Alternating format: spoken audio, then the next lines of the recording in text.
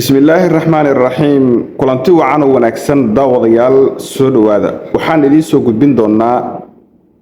kooxda Daacish ee muddada dheer ka dagaalameysay dhulka buuraleyda ah ee Calmiskaad oo weerar dabagal ah markaasi ku qaaday ciidamo ka tirsan kuwa difaaca ee dawladda Puntland waxaan idin soo gudbin doonaa sida howlgalkan uu u dhacay iyo waxa sababay in nimankan ay soo rogaal celiyaan xilli sanadkii la soo dhaafay iyaga lagu daba jiray oo la raadinayay halka maanta iyaga ay weerar yihiin sidoo kale waxaan idin soo gudbin doonaa madaxweynaha Puntland Siciid Cabdullaahi Dani oo qayladaan afka furtay kana hadlay xaaladda markaasi deegaanada Puntland gaar ahaan dhinaca amniga iyo buraha Calmiskaad waxaan sidoo kale idin soo gudbin doonaa Iran oo markaasi war la yaab leh ka soo saartay safiirkii ay Israa'iil u magacawday Somaliland maxay ka tiri Iran faahfaahinta ayaan idinku soo gudbin doonaa balse marka koowaad soo dhawow muuqaalkan la gare sidoo kalena si share gare si dad badan xogteena ay u gaarto waxgaag haddaad ogeydeen nimankii buraha Calmiskaad ku jiray argagixisada ahaa ee muddada dheer ay ku raad joogeen ciidamada difaaca Puntland maanta oo 2026 bishii waliba afraad ay dhamaad ku dhowdahay in maanta iyagii ay soo rogaal celiyeen weeraro ay bilaabeen dad badan oo reer guura ah ay dhibaateeyeen ciidamadiina ay weeraro toos ah ku soo qaadayaan fariisimahooda marka waxa la leeyahay nimankii shalay Puntland ay lahayd waan weeqnay madaxweynaha Puntland uu lahaa wala soo afjaray maxaa sababay in maanta iyagiiba celcelis ay yihiin maxaa keenay madaxweynaha Puntland intana idin soo gudbin qayladhaanta uu soo diray ee ku aadan nimankaas iyaga waxaa jiray in habeen hore kooxdaas ay weerar ku qaaday fariisin ciidanka difaaca Puntland ee daraawiishta ay ku lahaayeen deegaanka Dhaadaar wuxuu ka mid yahay deegaanada laga saaray kooxdan ee markaasi xoog looga qabsaday deegaanka Dhaadaar weerar ay ku qaadeen ciidamadii halka jooga way iska caabiyeen khasaare dhimasho iyo dhaawac bal halka waa ka dhashay gacmaha la sula tagay waxba la soo reebo inta wixii ka dambeeyay waxaa jirtay marka ciidamo ku dhaawacmay dagaalkii iyo weerarkii habeen hore kooxda argagixisada ay ku qaaday fariisimihii markaasi ciidamada dawladda Puntland ay ku lahaayeen Dhaadaar inta markay dhacday waxaa jirtay in dhaawacyadii la soo qaado oo ciidamada difaaca Puntland ay soo qaadaan ciidamadii marka dhaawacyada waday yaa haddana waxay ku sameeyeen weerar jidgal ama dhabagal saahadba taqaanid xalay ay ku sameeyeen weerarkaas san xogta ku heeno weerarkii xalay hal askari ayaa kaga dhintay dhinaca ciidanka Puntland sida xogaha ay tilmaamayaan dhowr askari oo dhaawacna waa la soo sheegay xaaladdu hadda waxa ay maraysaa in nimankii la lahaa wala cirib tiray in iyagii ay hadda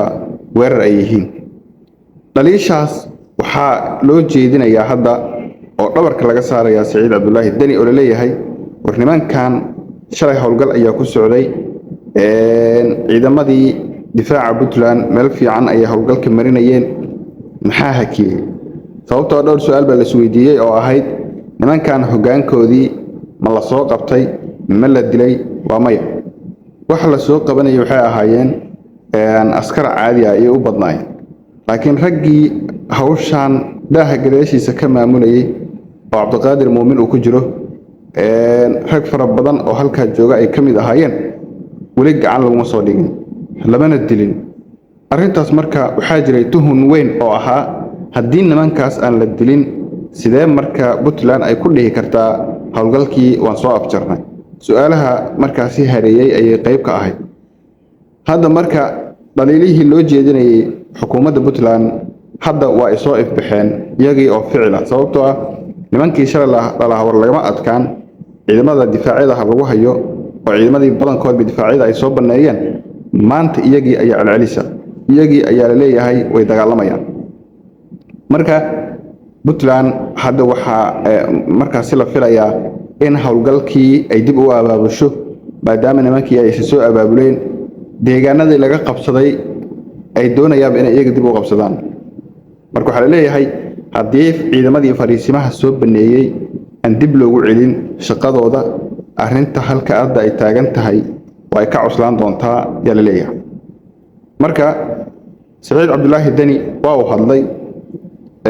waxa uuna markaas si adag oo uga hadlay nimanka maxaabiista ee raggaas laga hayo iyo sidoo kale inta la shaqeysa markaas aday raashin noqon lahayd iyo saadkii ka taageerto ay ku sugan gudaha Puntland. waxaana si cad u yiri nimankaas iyaga ah waxaba nooga daran dadka markaas deegaankan u dhashay ee Puntland ee haddana nimanka la shaqeynaya ee wax walba u baahan yihiin ka saacidaya. marka Saciid Cabdullaahi Dani codkiisa ayaan idin fasaxaya bal ila daawada. kuwa anigu aan rabo in maxkamadan dilka ku xukuntaan aan ku fuliyo indhaha ku arko kuwa sorto kuwa dadkan u kaday dibka soo gaaray kuwaas way kuwa rabnaa kuwan calmiskooda aan ka soo qabanno halka noo joogo iyagu waa case gaar oo warba male oo cid kasta xukumi karta maxaa yeelay uma baahna adillo badan furmihii baa laga soo qabtay iyagoo dadka laynaya dadkii ka dhintay iyo dadkii naga dhaawacmay iyo dadkii hore ay dili jireen oo hadda aan xogtooda hayn marka laga tago iyo dad dagaal ku jiray ahaayeen kuwaas warkooda waa iska cad yahay. kuwa ugu daran waxa weeye meeshaas aad aragteen dadka ku beeray oo wili jooga oo wili raashinka u wada oo wili la shaqeynaya miye magaalada. kuwa anigu aan rabo in maxkamadan dilka ku tahay dhinaca kale waxaa jira warar isa soo taraya oo sheegaya Iiraan iyo sidoo kale qaabka ay uga hadashay اعترافكي سوماليلاند iyo safiirkii dhawaan ay u soo magacawday Somaliland ee Israel. Soomaaliya horta waa lagu goosan tahay nimankii shalay ay ka heelinayeen oo ay lahaayeen nimankaas iyaga gardaran duulaanka ha joojiyaan oo carabtii ay u daba dhaqayeen maanta Iiraan waxay garab istaagtay madax banaanida Soomaaliya. sidee u garab istaagtay? waxay war ka soo saartay safiirkii Israel ay u magacawday Somaliland waxayna si cad u tiri Iiraan laguma xadgudbi karo madax banaanida xornimada dhuleed iyo mid xuduudeed ee markaas Soomaaliya. mowqif adag ay qaadatay warkeedana waa cadeysay Iiraan ta marka maanta Soomaaliya garab taagan Soomaaliya laakiin taa cagsigeeda markasta oo Iiraan la dhibaateeyo waxay garab taagan tahay kuwa wax dhibaateeya. hadda marka